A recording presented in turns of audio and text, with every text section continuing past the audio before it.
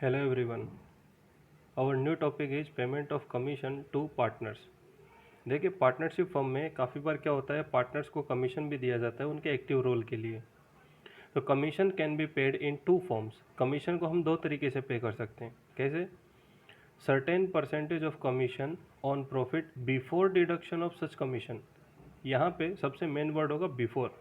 दूसरा, certain percentage of commission on profit after deduction of such commission. यहाँ पे main word होगा after. Before और आफ्टर इन दो वर्ड्स के अंदर सबसे ज़्यादा फर्क हमें देखने को मिलेगा।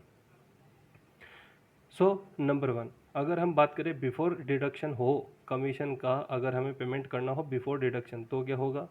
If commission is to be paid on profit before deduction then commission equals to net profit multiply by percentage of commission upon 100। That means जैसे कि हम सिंपली पेमेंट करते हैं कमीशन का, इंटरेस्ट का परसेंटेज, बिल्कुल उसी तरीके से हम यहाँ पे सिंपली इसका परसेंटेज निकाल देंगे। ये कब होगा? जब बिफोर डिडक्शन दे रखा हो तब। Next, if commission is to be paid on profit after deduction. After deduction इसका मतलब होता है net profit multiply by percentage of commission upon 100 plus percentage of commission. That means अगर मैं कहूँ तो it means that the amount of commission is included in net profit. हमारे पास में जो भी नेट प्रॉफिट होगा उसके अंदर इसका अमाउंट पहले से इंक्लूडेड होगा। ओके, तो अभी मैंने जो एक्सप्लेनेशन आपको करके बताई उस चीज़ को हम आगे समझ सकते हैं एक एग्जाम्पल के थ्रू। एग्जाम्पल नंबर 2 आपकी बुक में दिया है, Hansa, Hitesh and Vijay are partners of a firm. यहाँ पे तीन पार्टनर्स हमें दे रखे हैं, हंसा, हितेश एंड विजय। तीन पार्टनर्स हैं, तीनों ही partners their capital proportion is 3:2:1। Hitesh is entitled to receive commission 10% of net profit after deduction of his such share. What amount will be received by Hitesh? What when profit of the firm is rupees 1,65,000 at the end of the year? देखिए एक चीज़ आपको यहाँ पे ये समझनी होगी कि जितने भी पार्टनर्स हैं उनका कैपिटल रेशियो दिया है 3:2:1। That is 3:2:1। ये कौन सा रेशियो है? ये कैपिटल रेशियो है। हमें यहाँ पे जो यूज करना होता है वो होता है profit sharing ratio. Capital ratio ही प्रॉफिट शेयरिंग रेशियो है, ऐसा इस क्वेश्चन में कहीं भी नहीं लिखा है। इसका मतलब ये कैपिटल रेशियो है, ये अलग दे रखा है, और जो प्रॉफिट शेयरिंग रेशियो उसके बारे में कोई इन्फॉर्मेशन हमारे पास में नहीं है।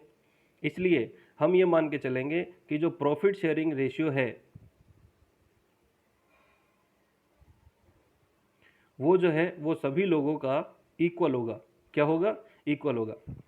देखिए अब यहाँ पे जो इन्फॉर्मेशन हमें दे रखी है उसमें सबसे पहले हमको ये पता करना होगा कि जो हितेश को मिलने वाला कमीशन है वो कितना होगा। तो सपोज हमें यहाँ पे टोटल प्रॉफिट का अमाउंट दे रखा 1,65,000। हम ये मान के चलते हैं कि जो 1,65,000 रुपीज़ हमारे पास में प्रॉफिट है उसी के अंदर हितेश का कमीशन भी जुड़ा हुआ है और पूरी फर्म का प्रॉफिट भी जुड़ा हुआ है। पूरी फर्म मीन्स तीनों पार्टनर्स का total profit. So we assume that profit after commission is 100%। हम ये मान के चलते हैं कि जो भी प्रॉफिट हमें मिलेगा कमीशन काटने के बाद वो कितना होगा? 100%। जबकि कमीशन इज 10% और 10% कमीशन बनने वाला है। तो हम ये मान सकते हैं कि जो हमें 1,65,000 रुपीज़ की अमाउंट मिली है वो 110% है। कितना? 110%। अगर 110% अमाउंट 1,65,000 है तो ऐसे में हमारा प्रॉफिट निकालने का तरीका क्या होगा? कमीशन निकालने का तरीका 1,65,000 multiply by 10 divided by 110, then answer will be 15,000। इसे निकालने का एक और तरीका है, शायद आपने 9th और 10th के मैथमेटिक्स में पढ़ा होगा। If 110% is 1,65,000, then 10% how much? Cross multiplication करेंगे, आंसर हमें यही मिलने वाला है, सेम। ओके, नेक्स्ट, अब हमें ये पता चल गया द टोटल प्रॉफिट ऑफ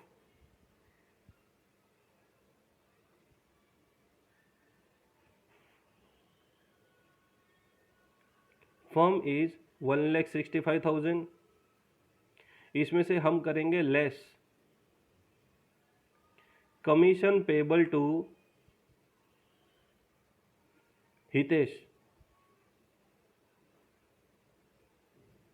कितना है 15,000।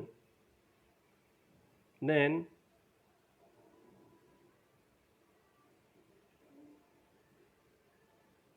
टोटल डिविजिबल प्रॉफिट कितना आएगा 1,50,000 जब हम इसमें से माइनस करते तो।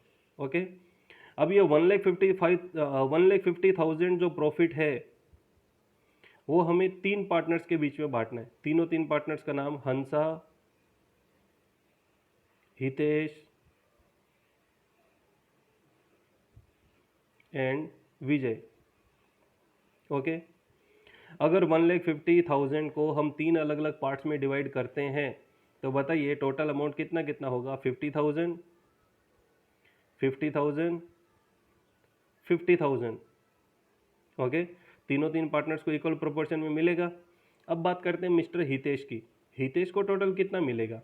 देखिए हितेश को 50,000 तो ये मिलने वाला है, प्लस हमने पीछे पता किया कि 15,000 उसको कमीशन भी मिलने वाला है, तो कमीशन भी इसमें प्लस करते हैं इसका 15,000। Then total amount will be 65,000 rupees. That will be your answer. So example number 3 is the profit and loss sharing ratio of Jayesh, Suresh and Pankaj is 6:2:3. A manager has received his commission of rupees 6,600 at 10% after deduction of such commission from profit. Ascertain distribution of profit amongst the partners. Okay, example number 3. देखिए इसके अंदर हमें कुछ एक information दे रखी है। There are three partners, जय, Suresh and Pankaj.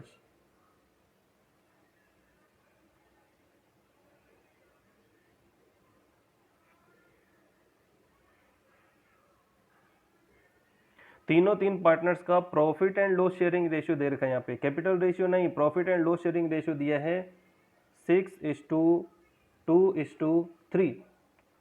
तो 6:2:3 इसे सिंपल वे में डिस्क्राइब करने के लिए हम 6:2:3 6 + 2 + 3 = 11। Okay, the total amount is 11। अब यहां पे हमें एक और इंफॉर्मेशन दे रखी है कि एक मैनेजर है, कमीशन ऑफ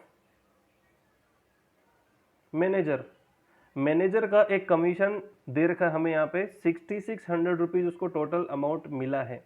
कितना 6,600, जबकि ये जो है वो टोटल 10% है, टोटल प्रॉफिट का 10%। अब अगर हमें ये पता करना हो कि टोटल प्रॉफिट कितना, तो देखिए फिर से वही फॉर्मूला याद है, आप लोगों ने 9th और 10th मैथमेटिक्स में पढ़ा होगा। If 10% profit is 6,600 then 100% profit is how much, right. तो इससे हम आंसर निकाल सकते हैं क्रॉस मल्टीप्लीकेशन करके।